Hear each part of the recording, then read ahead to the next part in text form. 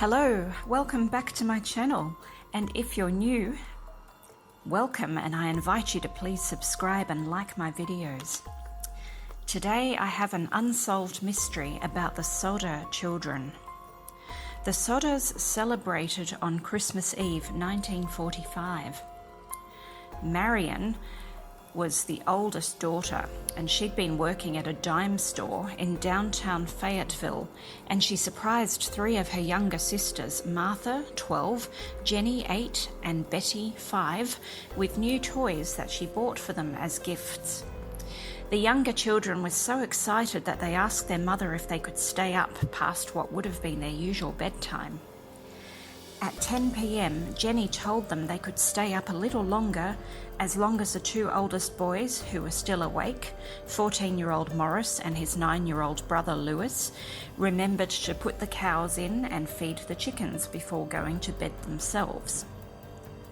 Her husband and the two oldest boys, John, 23, and George Jr., 16, had spent the day working with their father, but they were already asleep. After reminding the children of those remaining chores, she took Sylvia, too, upstairs with her and went to bed together. The telephone rang at 12:30 a.m. Jenny woke and went downstairs to answer it. It was a woman whose voice she did not recognize, asking for a name she was not familiar with. The sound of laughter and clinking glasses were in the background. She told the caller she had reached a wrong number, later recalling the woman had a strange laugh. She hung up and returned to bed. As she did, she noticed that the lights were still on and the curtains were not drawn, two things the children normally did when they stayed up later than their parents. Marion had fallen asleep on the living room couch, so Jenny had assumed the other kids who stayed up late had also gone back up to the attic where they slept. She closed the curtains, turned out the lights, and returned to bed. At 1 a.m, Jenny was again awakened by the sound of an object hitting the house's roof with a loud bang, then a rolling noise. After hearing nothing further, she went back to sleep. After another half hour, she woke up again, smelling smoke. When she got up, she found again that the room George used for his office was on fire around the telephone line and the fuse box. She woke him, and he in turn woke his older sons. Both parents and 4 of their children, Marion, Sylvia, John, and George Jr., escaped the house. They frantically yelled to the children upstairs but heard no response. They could not go up there because the stairway itself was already aflame. John Sodder said in his first police interview after the fire that he went up to the attic to alert his siblings sleeping there, although he later changed his story to say that he only called up there and did not actually see them. Efforts to find, aid, and rescue the children were unexpectedly complicated. The phone did not work, so Marion ran to a neighbour's to call the fire department.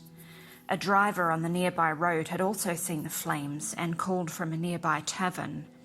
They were unsuccessful either because they could not reach the operator or because the phone there turned out to be broken. Either the neighbour or the passing motorist was eventually successful in reaching the fire department from another phone in the centre of town.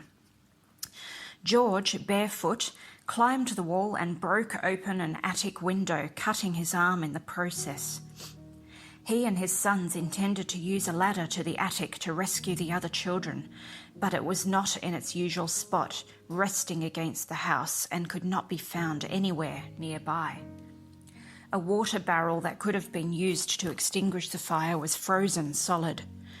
George then tried to pull both of the trucks he used in his business up to the house and used them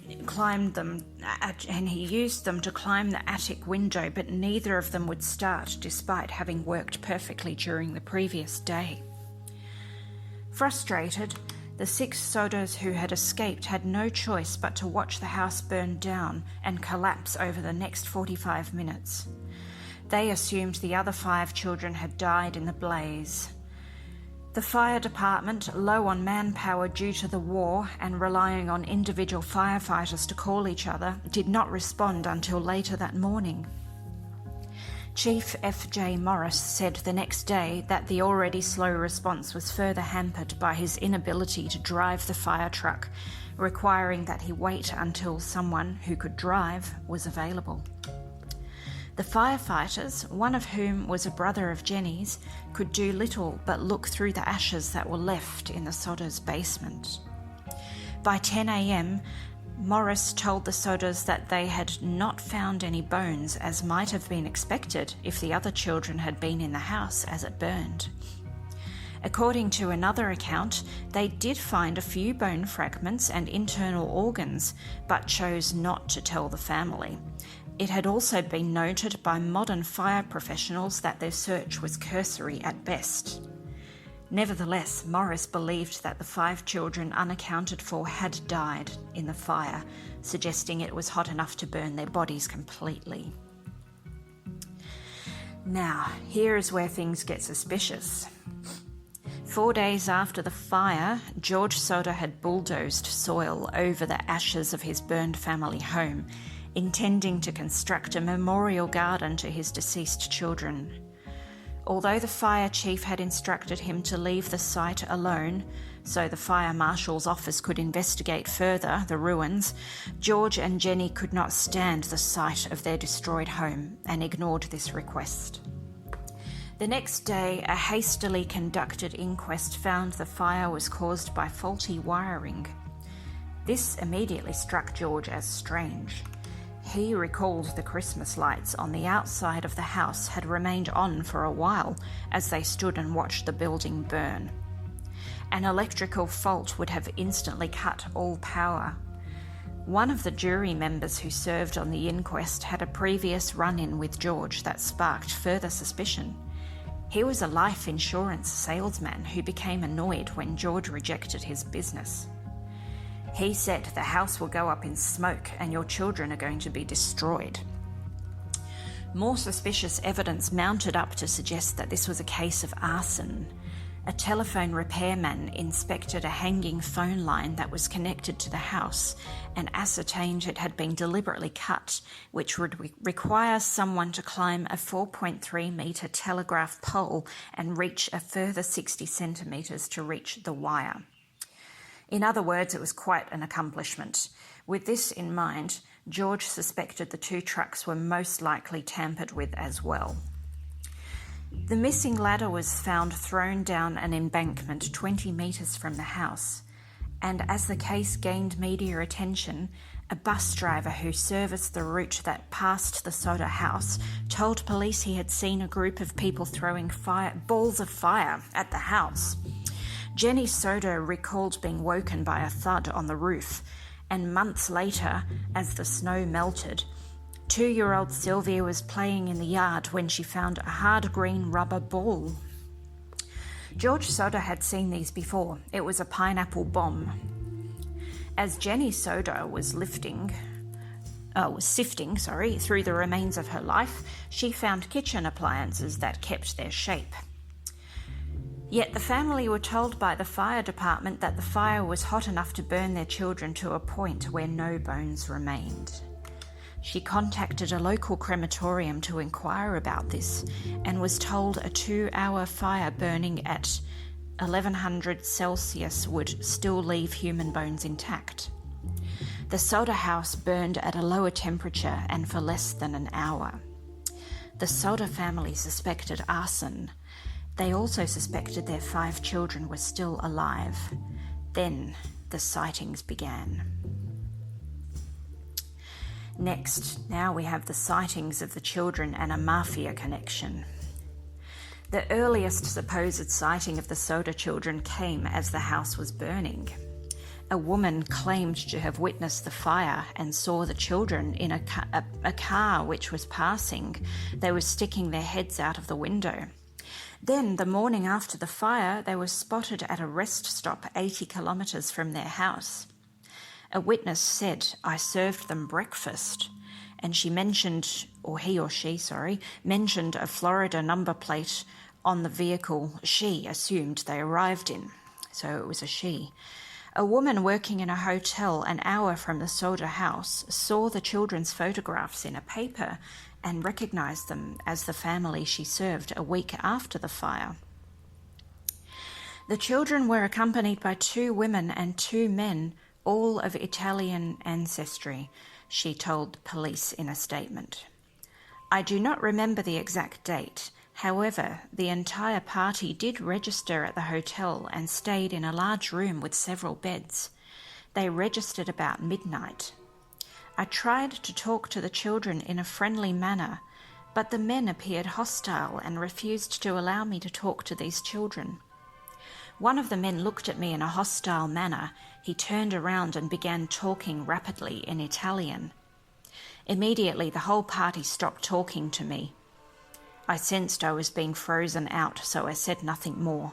Then they left early the next morning.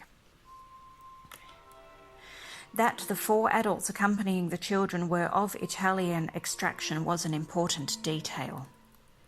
The Sodder family lived in Fayetteville, West Virginia, an area with a large population of Italian immigrants.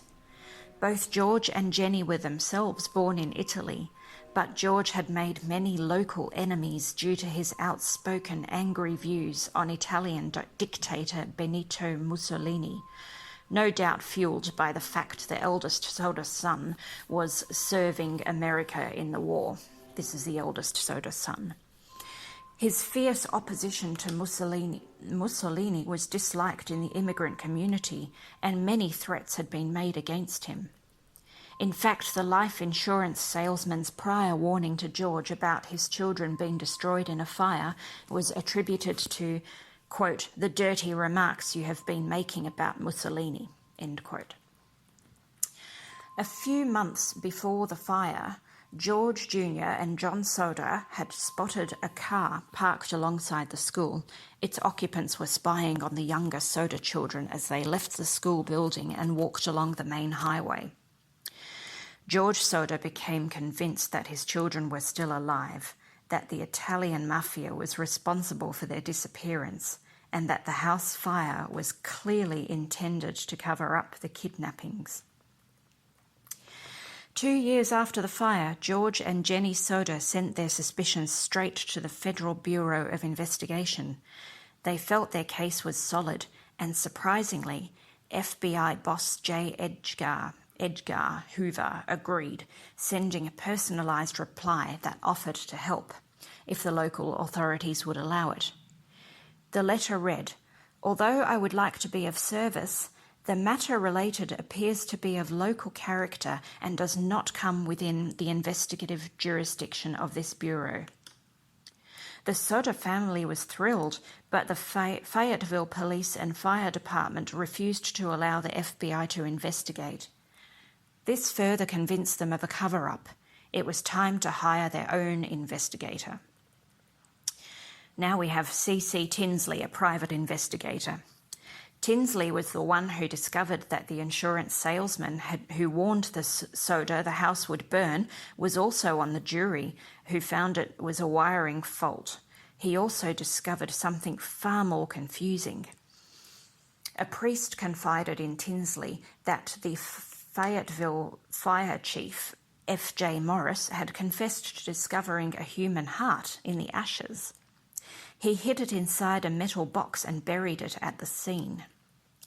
After some probing and prodding, Tinsley convinced Morris to lead him to the area where he buried the heart, and sure enough, there it was. However, it was discovered the heart was actually a beef liver. The organ was not even charred, suggesting it was not in the fire at all. Mystified by this act, Tinsley questioned Morris, who confessed to setting up the hoax in the hope that the family would see the discovery of the heart as proof their children perished in the fire and to stop the investigation. Of course, this answer only raised further questions. Why the metal box? Why did Morris want the investigation to end? In 1949, close to 4 years after the fire, the Sodders hired a pathologist from Washington and ordered a more forensic excavation of the fire scene. His findings were striking. Several small shards of human vertebrae. The bones were sent to the Smithsonian Institution for analysis, which reported that the 4 lumbar vertebrae belonged to one person. However, the transverse recesses were fused, which means the body would have belonged to someone between 17 and 22 years old. On this basis, the bones show greater skeletal maturation than one would expect for a 14-year-old boy. This is what the report quoted. The eldest missing Sodder child was 14-year-old Morris. The report also said that the bones showed no signs of being exposed to a flame, and that given the house burned for less than an hour, one would expect to find the full skeletons of the 5 children rather than only 4 vertebrae. It was concluded that the bones were most likely in the soil George used to create the memorial garden. Now we have a mysterious photo and a haunting billboard and a confession. Over the following years, the Sodder family were plagued with supposed sightings of their children, and George travelled across country chasing these leads, but with no success. A woman in St. Louis claimed that Martha was living in a convent. A Texas bartender overheard 2 people bragging about the fire and kidnapping. George himself saw a photo of a young ballet dancer from New York that he was convinced was his daughter Betty. He drove there but was not allowed to see the girl. He also saw photos of a distant relative of Jenny's own children who bore a resemblance to his own. He travelled to Florida, demanded proof they weren't his children, and took some convincing before he was satisfied. A Houston woman wrote to George saying that a man she knew got drunk one night and confessed he was Louis Sodder, who was 9 at the time of the fire. He claimed he was living there with his brother Morris. George and his son-in-law, Grover Paxton, travelled there in great hopes but could no longer find the woman with the initial tip-off. Local police recognised her descriptions of the man and helped them locate them. However, he denied both that the conversation took place and that he was Louis Sodder. Paxton later said that George was not completely convinced by the denial and carried this doubt to his deathbed. In 1952, the family erected a billboard on the side of the freeway with photos of the children and offers of a $10,000 reward for information that could lead to any one of them. This unsettling billboard became a morose local landmark and helped cement the case in the minds of locals and those who passed through the town for decades, yet it never garnered any substantial leads. In 1967, Jenny Sodder received a letter postmarked in Central City, Kentucky. Inside was a photograph of a man around the age of 30 who bore a striking resemblance to Louis. The back of the photograph read, "Louis Sodder, I love brother Frankie, lil boys, A90132, end quote. The message made little sense, and a private investigator they hired to decode it and track down this man fled with their money and was never seen again. There was no Sodder boy named Frankie, and the other messages were unbreakable. Given the billboard's prominence over the past 15 years, it's likely this was just a cruel prank. But the Sodder family nevertheless added the photo to the billboard and put an enlarged version of it over their fireplace. It was the final lead they would ever receive. In 1968, George Sodder spoke to the Charleston Gazette-Mail, admitting, quote, "We can't go any further with the search. Time is running out for us. But we only want to know. If they did die in the fire, we want to be convinced. Otherwise, we want to know what happened to them." The following year, George Sodder died. Jenny was grief-stricken and dressed in black for the remainder of her life and spent her days tending the memorial garden at the site of the fire. When she died in 1989, the remaining Sodder children finally removed the battered billboard from the side of the highway. After 37 years of being a constant presence on Route 60, the Sodder children quietly disappeared once again. So, I hope you enjoyed this story. It's certainly interesting. Unsolved mystery. It certainly got me wondering, and I really hope you enjoy this story, and please check out my channel for more stories. I plan to put up more, especially unsolved mysteries. I find this really intriguing, and I will speak to you in the next video. Thank you so much for listening. If you like, please give it a like. Feel free to leave a comment and subscribe to my channel for more. I look forward to sharing another story with you soon.